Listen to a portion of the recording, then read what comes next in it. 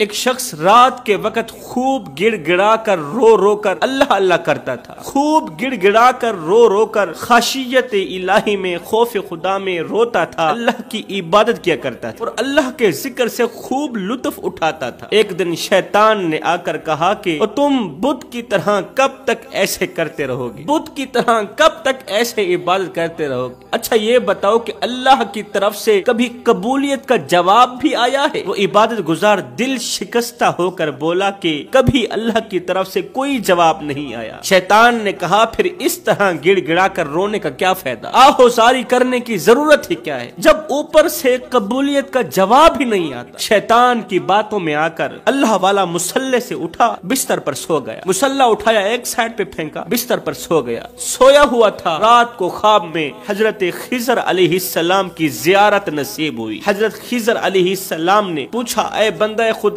تو نے اللہ کا ذکر کیوں چھوڑا، اللہ کی عبادت کیوں چھوڑی، مصلہ ایک سائڈ پہ کیوں پھینکا؟ کہا کہ کیا کروں، جب اوپر سے قبولیت کے جواب ہی نہیں آتے تو پھر اس قدر عبادت کرنے کا فائدہ ہی کیا ہے، اس قدر گریہ وزاری کرنے کا فائدہ ہی کیا ہے، اس قدر خوف خدا میں رونے کا فائدہ ہی کیا ہے، اور جب اوپر سے جواب ہی نہیں آتے۔ یہ سن کر حضرت خضر علیہ السلام نے فرمایا او بندہ خدا، ایک سجدہ کرنے کے بعد جب تو دوسرا سجدہ کرتا تھا وہی تو اللہ کی طرف سے قبولیت کا جواب ہوتا تھا، اور تجھے پتہ نہیں ہے خشیت الہی میں جب جب تیری آنکھوں سے ایک آنسو نکلتا تھا تب تب اللہ فرشتوں میں بیٹھ کے مسکرا کر تیرا نام لیتا تھا، اور فرشتے تیری بخشش اور مغفرت کے لیے دعائیں کرتے تھے۔ اللہ تعالیٰ فرشتوں کی دعاؤں کو قبولیت کا شرف بخشتا تھا جب جب تیری آنکھوں سے آنسو نکلتا تھا، جب جب تو ایک بار اللہ کہتا تھا، جب دوسری بار اللہ کا نام لیتا تھا،